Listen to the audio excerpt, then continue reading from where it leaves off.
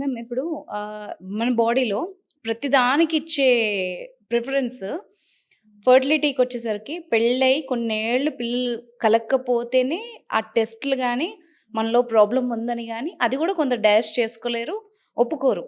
ఎందుకు మీరన్నట్టు లీస్ట్ ప్రిఫరెన్స్‌లోనే ఉందేమో. అంటే మన సర్వైవల్ ఇన్‌స్టింక్ట్స్ అంటారు. హ్మ్. ఫస్ట్ మనకు అది కూడా ఫ్రమ్ కేవ్ మెన్ దగ్గర నుంచి ఉన్నది. ఎనీ యానిమల్ హ్మ్.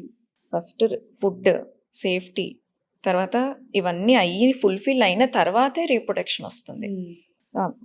మన బాడీ రిపేర్ చేసుకునేది కూడా అలాగే ఉంటుంది. ఓకే. సిమ్టమ్స్ కూడా మనకి ఎక్కువ కనపడవు. హ్మ్. కార్డియాక్ ఉందనుకోండి, ఇమీడియట్‌గా మనకి సిమ్టమ్స్ వస్తాయి. ఓకే. బ్రెయిన్‌కి రిలేటెడ్ చాలా ఫాస్ట్‌గా సిమ్టమ్స్ వచ్చేస్తాయి. హ్మ్. కానీ రీప్రొడక్టివ్ సిస్టమ్‌కి సంబంధించిన సిమ్టమ్స్ పెద్దగా ఉండవు. ఇప్పుడు ఓకే. ఫర్టిలిటీ అని అనుకున్నారు. వాళ్ళు ఒక 1 ఇయర్ ట్రై చేసి పిల్లలు కావట్లేదు అన్నప్పుడే వాళ్ళు అప్రోచ్ అవుతారు. హ్మ్. అంతేకాని ముందే వాళ్ళకి ఫర్టిలిటీ ప్రాబ్లమ్ ఉంది అనే క్లూ కూడా ఉండదు. ఓకే. అంటే కొంతమందికి పీరియడ్స్ డిస్టర్బెన్స్ అయ్యో, లేకపోతే సెక్షువల్ ఇష్యూస్ ఉంటే తప్ప వాళ్ళకి డౌట్ రాదు.